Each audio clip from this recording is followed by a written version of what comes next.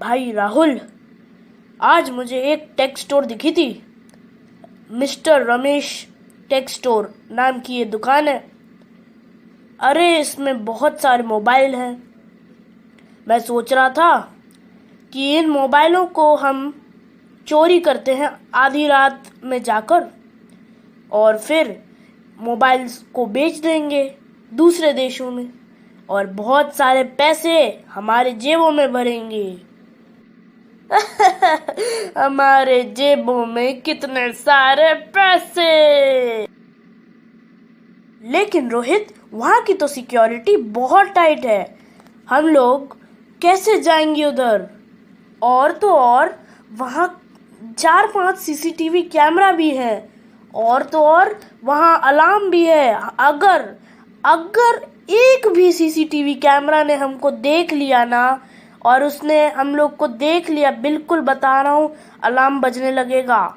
और तो और उसके वहाँ पे सिक्योरिटी बहुत टाइट है। हम लोग कैसे जाएंगे अंदर? क्योंकि दरवाज़ा भी ऑटोमेटिक खुलने वाला है, और वो ऑफ करके ही जाएगा ना, तो हम लोग कैसे घुसेंगे? अरे तो फिर हम लोग तोड़ देंगे ना दरवाज़ा, वो तो कांच का ही है ना। ओफो रोहित, तुम्हें समझ नहीं आ रहा? मैंने अभी तुम्हें बताया कि अगर हमने कुछ भी किया तो फिर अलार्म बजेगा, और फिर हम पकड़े जाएंगे। हमें पूरा 1 हफ्ते तक अच्छे से प्लान करना होगा मेरे दोस्त। फिर हमारे हाथों में मोबाइल फोन्स होंगे, और वो मोबाइल फोन्स को हम फॉरेन कंट्रीज में बेचेंगे, अलग अलग देशों में बेचेंगे, और पैसे कमाएंगे। अरे हाँ, अब तो मजा आएगा। हम दोनों बंगले में रहेंगे और कितनी सारी मस्ती करेंगे। अपना खुद का स्विमिंग पूल होगा। हा हा। वैसे ये जो टेक स्टोर तुम बता रहे हो, इसमें क्या क्या माल है जो हम चुरा सकते हैं?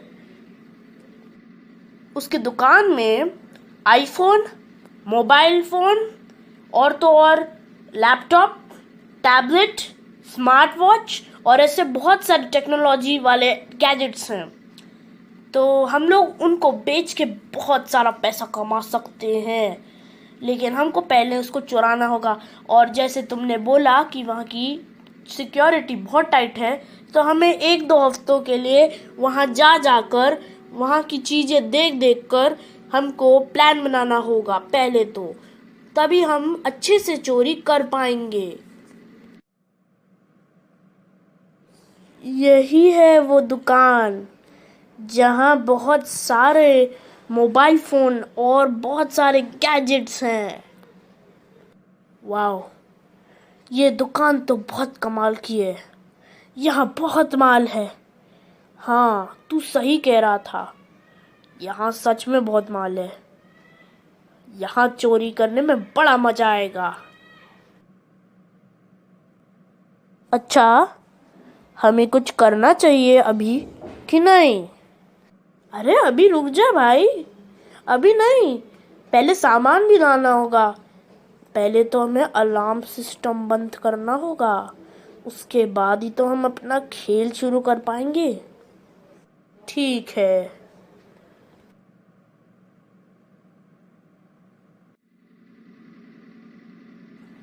देख सुन, अभी हमें उस बिल्डर को पकड़ना होगा जिसने ये बिल्डिंग बनाई है, तभी हम यहाँ पे अच्छे से चोरी कर पाएंगे।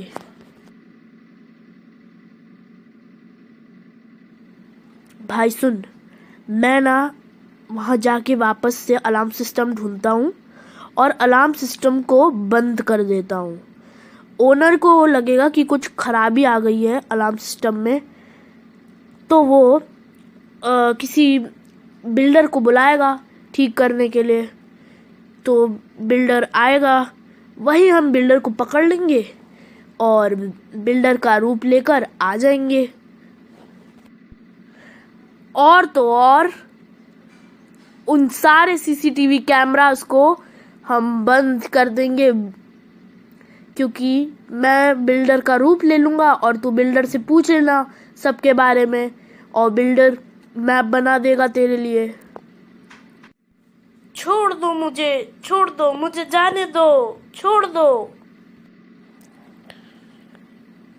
चिंता मत करो, ईश्वर हमारी रक्षा करेगा। मेरा नाम फादर सैम है।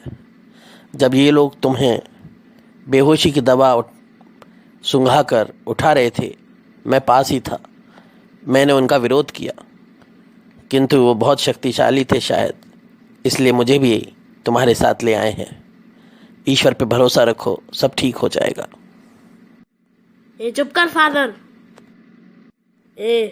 इस फादर के बातों में मत आ।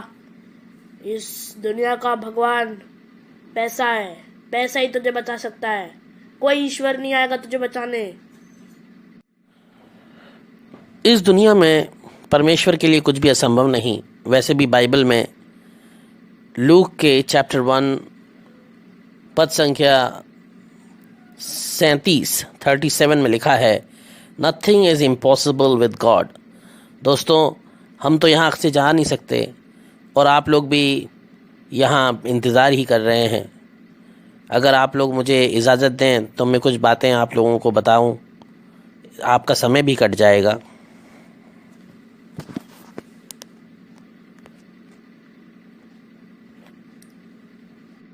चल हट, ज़्यादा समझदार होने की ज़रूरत नहीं है। अरे ठीक है ना यार, बोलने दे, वैसे भी हम लोग बोर हो रहे हैं बहुत। ठीक है यार, देखते हैं ये फादर क्या बोलता है। हर इंसान के जीवन में संघर्ष, मुसीबत, परेशानियां और दिक्कतें आती ही हैं। ऐसे में इंसान के सामने दो रास्ते होते हैं।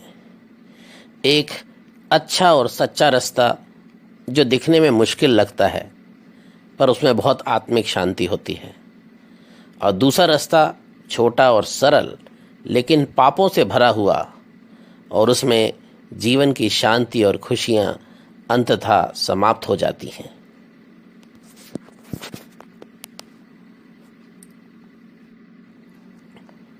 बाइबल के यिर्मयाह की किताब के चैप्टर 29 और वर्स 11 में लिखा हुआ है, For I know the plans I have for you, declares the Lord, plans to prosper you and not to harm you, plans to give you hope and a future.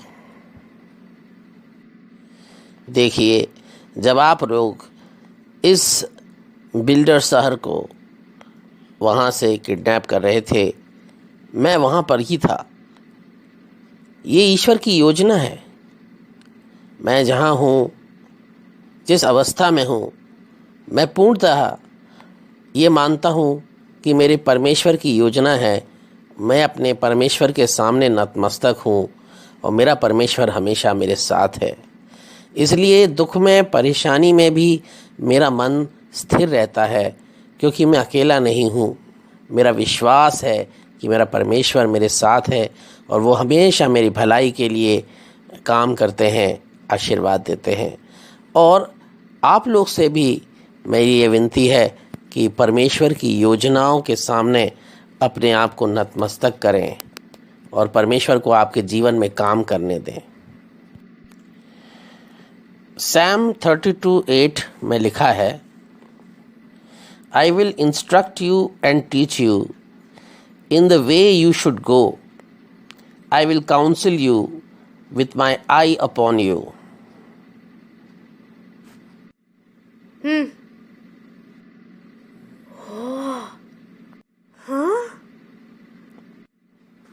सदा परमेश्वर पर निर्भर रहकर और अपनी समस्याओं का हल परमेश्वर के द्वारा दिए गए मार्गदर्शन पे हमें चलना चाहिए। अब जैसे आप ही लोग ने पैसे के लिए इन्हें किडनैप किया है, ज़रूर आपके जीवन में कोई परेशानी होगी जिसके लिए आपने ये कदम उठाया। लेकिन अगर आपने सही रास्ता चुना होता तो ईश्वर भी आपका साथ देता, मार्गदर्शन करता, और आपकी समस्या का सही हल हो जाता। बल्कि अभी भी हो सकता है। जो लोग अपनी परेशानियों में परमेश्वर के मार्गदर्शन को पाने के लिए परमेश्वर के समक्ष नतमस्तक होते हैं, वे कभी खाली हाथ नहीं लौटते। परमेश्वर सदा उनके लिए कोई ना कोई मार्ग प्रशस्त करते हैं, कोई ना कोई राह ज़रूर दिखाते हैं। सैम 73 वर्स 24 में लिखा है, you guide me with your counsel leading me to a glorious destiny. Psalm 48:14 में लिखा है, For that is what God is like. He is our God forever and ever, and He will guide us until we die. अच्छा father, कितनी अच्छी बातें बताई आपने। और बताइए। हाँ फादर जी, और बात बताइए। है कुछ भी। आइज़ाया 58 वर्स 11 में हम पढ़ते हैं, the lord will guide you continuously, giving you water when you are dry and restoring your strength. You will be like a well-watered garden, like an ever-flowing spring.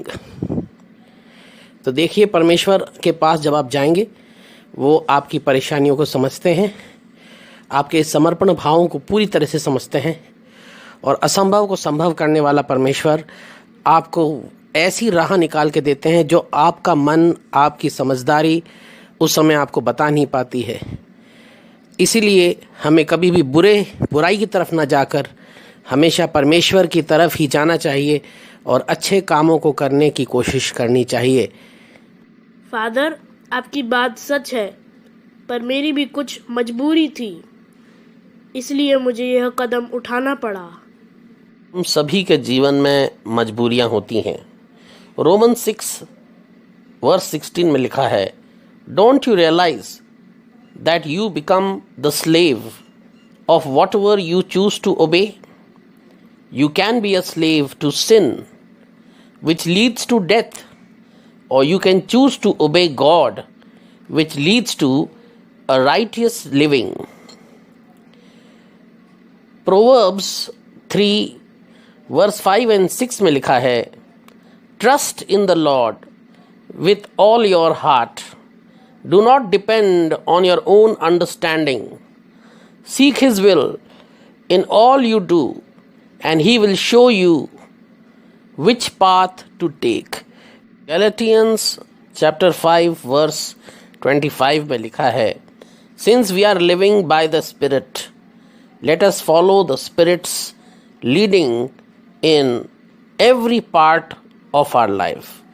तो परमेश्वर जो कि एक पवित्र आत्मा परमात्मा है, हमें अपने जीवन को उनकी सक्षमता में पूरे विश्वास के साथ समर्पित करना चाहिए।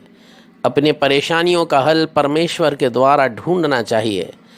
ऐसी कोई परेशानी नहीं है जिसका हल परमेश्वर नहीं ढूंढ सके, किंतु कई बार हम सांसारिक बुराइयों में पड़कर अपनी समझदारी, कई बार अपनी गलत विचारों को मन में रखकर कुछ गलत योजनाओं में अपने जीवन का निवेश करते हैं, गलत दिशाओं में चले जाते हैं, गलत बातें कर लेते हैं।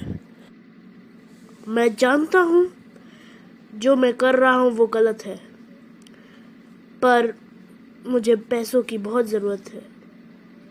ये तो मेरी मजबूरी थी। अब तो मैंने बुरा काम कर लिया है, अब तो कुछ भी नहीं हो सकता। ऐसी क्या मजबूरी थी जो तुमने मुझको पकड़ लिया? मेरी माँ अस्पताल में है, उन्हें कैंसर है और मेरे पास इलाज के पैसे नहीं हैं। मैं अस्पताल के बाहर रो रहा था, मुझे कुछ समझ नहीं आ रहा था मैं क्या करूं। तब मुझे ये राहुल मिला और इसने मुझे यह उपाय बताया। जब राहुल ने मुझे चोरी का उपाय बताया तो मुझे बिल्कुल अच्छा नहीं लगा। मेरा दिल उसकी बात मानने को नहीं था, पर मेरा दिमाग कह रहा था कि माँ का इलाज कैसे होगा। बहुत मजबूर होके मुझे यह काम राहुल के साथ करना पड़ा। मैं अपनी माँ को मरते हुए नहीं देख सकता। मुझे उसका इलाज करवाना ही होगा। क्योंकि मेरे पास पैसे नहीं हैं, तो मैं माँ का इलाज कैसे करूँगा? अरे, इन्हें तुम सब कुछ क्यों बता रहे हो? हम चोरी करके माल बांट लेंगे। और ये जो बिल्डर है जिसे हमने किडनैप किया है, इसके परिवार भी तो हमें पैसे देंगे। इसे छुड़ाना नहीं है क्या उन्हें? अरे रमेश, इन पैसों से हम तेरी माँ का इलाज करवा देंगे, और जो हम शॉप में मोबाइल फोन्स चोरी करेंगे उसके पैसे से हम अमीर बन जाएंगे। देखा, फायदा ही फायदा है ना। मेरी बात सुन, इन सब की बात मत सुन तू। बाइबल के लूक चैप्टर 15 और वाक्य 4-7 में हम पढ़ते हैं कि एक व्यक्ति, एक चरवाहा जिसके पास 100 भेड़ें थीं, उसमें से एक भेड़ खो गई। तो वो क्या करेगा? वो अपनी 99 भेड़ों को छोड़कर उस एक भेड़ को ढूंढने जाता है, और तब तक ढूंढता है जब तक वो खोई हुई भेड़ उसे मिल नहीं जाती। और जब वो उसे मिल जाती है, बड़ी खुशी से वो उसे अपने कंधे पर लाद कर उस खोई हुई भेड़ को लेकर अपने घर आता है। अपने दोस्तों और अपने परिजनों को, अपने पड़ोसियों को बड़ी खुशी से बताता है, ये भेड़ खो गई थी और अब मुझे मिल गई। ठीक उसी तरह हमारा पिता परमेश्वर भी खुश हो जाता है जब कोई पापी अपने पाप को छोड़कर परमेश्वर द्वारा दिखाए हुए सच्चे और अच्छे मार्ग पर अपने जीवन को चलाने लगे। First letter of John chapter 1 verse 9 में लिखा है, but if we confess our sins to him, he is faithful and just to forgive us our sins and to cleanse us from all wickedness. इंसान होने के नाते हम सभी कमज़ोर हैं और कभी ना कभी जीवन की कुछ परिस्थितियों में गलती कर बैठते हैं, पाप कर बैठते हैं। किंतु परमेश्वर का साथ हमें सदैव पकड़े रहना चाहिए। अपनी गलती, अपने पाप को स्वीकार करके क्षमा मांगना चाहिए। एक्ट्स 3:9 में लिखा है, now repent of your sins and turn to God so that your sins may be wiped away. Lucas के चैप्टर 13 वर्स 3 में लिखा है, no I tell you but unless you repent you will all perish as well. परमेश्वर हमसे प्रेम करते हैं और हमारी प्रार्थना और क्षमा भावना को समझते हुए हमें क्षमा करते हैं और एक नया जीवन जीने का सदैव हमें मौका देते हैं। सैम 86 वर्स 5 में लिखा है, you lord are forgiving and good, abounding in love to all who call you. आप लोग एक दूसरे को भी क्षमा करें, बहुत ज़रूरी है। मैं समझता हूँ कि एक दूसरे को क्षमा करना बहुत ज़रूरी है, क्योंकि लिखा है लूक चैप्टर 6:37 में, डू नॉट जज and you will not be judged, do not condemn and you will not be condemned, forgive and you will be forgiven.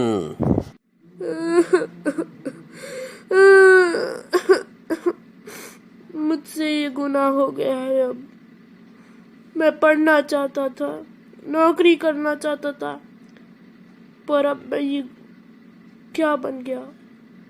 मैं चोर बन गया। फादर जी, ये लड़का भला लगता है, हमें इसकी मदद करनी चाहिए। ए, क्या घुसुर फुसुर कर रहे हो? जोर से बोलो, जो भी बोलना है। बेटा, ज़रूर तुम्हारी माँ तुम्हारे लिए दुआ और प्रार्थना करती होगी कि बुरा काम करते हुए भी तुम एक ऐसे मुकाम पर आ गए जहाँ परमेश्वर तुम्हारी मदद कर सकता है और तुम्हें एक बुरे अपराधी बनाने से बचा सकता है। रोमन्स चैप्टर 8 वर्स 28 में लिखा है, and we know that God causes all things to work together for the good to those who love God and to those who are called according to his purpose. शायद ये परमेश्वर की इच्छा ही थी कि तुमने हमें चुना अपनी योजना में, और अब देखिए हम तुम्हारी मदद कर सकते हैं। तुम घबराओ मत बेटे, तुम बस अपराध के भाव को छोड़ने का विचार करो, बाकी हम सब संभाल लें। क्यों हरिदास जी, आपका क्या विचार है? क्या हम इस बच्चे के लिए कुछ कर सकते हैं? जी बिल्कुल फादर जी। जी फादर, मैंने गीता में पढ़ा है, जो भी व्यक्ति प्रेम व जन कल्याण करने में विश्वास रखता है वह वास्तव में पुण्य कमाता है। ईश्वर जब जब इस धरती पर अवतरित होते हैं तो वह जन कल्याण हेतु कार्य ही करते हैं और समस्त मानव जाति को जन कल्याण का मार्ग भी दिखाते हैं। अर्थात जो भी व्यक्ति उनके दिखाए गए मार्ग को अपना धर्म मानकर जन कल्याण का कार्य करता है, वह परलोक किसी भी जगह पराजित नहीं होता और न ही उसका ये पुण्य समाप्त होता है। बेटे, कुछ धर्म बहनें सिस्टरों द्वारा एक संस्था चलाई जाती है जिसमें गरीब लोगों का मुफ्त इलाज किया जाता है। उस संस्था को चलाने वाले सिस्टर को मैं बहुत अच्छे से जानता हूँ।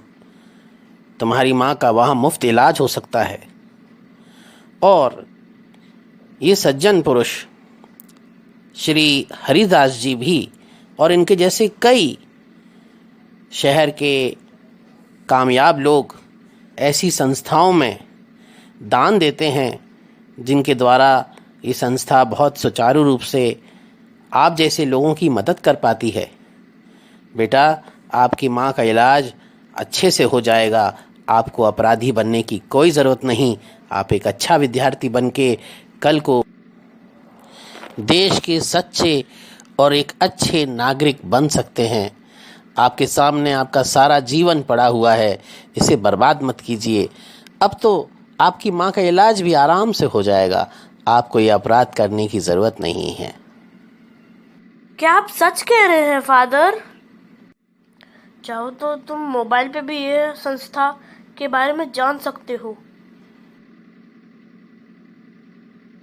ये संस्था तो सच में है, मैंने अभी अपने मोबाइल पे चेक किया। मुझे माफ कर दीजिए, मैं आप लोगों को अभी आजाद कर देता हूँ। ये तुमने क्या किया? नहीं, तुमने मुझे गुनाहगार बना दिया। तुमने अपने फायदे के लिए मुझे गलत सलाह दी। मैं तुम्हारी बात नहीं मानूंगा। जैसे इस बच्चे ने अपनी ज़िंदगी बर्बाद होने से बचा ली है, परमेश्वर को हम धन्यवाद देते हैं उसके लिए। बेटा, तुम भी अपने जीवन को इस अपराध भाव से, इस कुमार्ग से दूर करो, अच्छाई की राह पे आ जाओ। अभी भी वक्त है, अपना जीवन बर्बाद मत करो। भगवान कोई ना कोई राह तुम्हारे लिए भी निकालेंगे। बेटा, तुम भी परोपकार की राह पर चलो, छोड़ दो इन अपराधों को।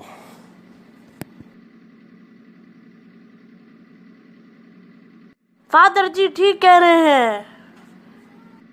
लगता है बाजी पलट गई है। ये 3 है और मैं 1 हूँ। यहाँ से भाग लेना ही अच्छा होगा। कहाँ भाग के जा रहे हो तुम? उसे जाने दो, हम तुम्हारी माँ का इलाज करवाएंगे अब। कैसी हैं आप? आपकी तबीयत ठीक है? मैं बिल्कुल ठीक हूँ। नर्स, प्लीज़ मुझे अपनी माँ के कंडीशन के बारे में प्लीज़ बताइए। आपकी माँ की कंडीशन अच्छी है, उन्हें अब कैंसर नहीं है। हमारी ट्रीटमेंट से सारे कैंसर की सेल्स मर चुकी हैं। Thank you nurse, thank you.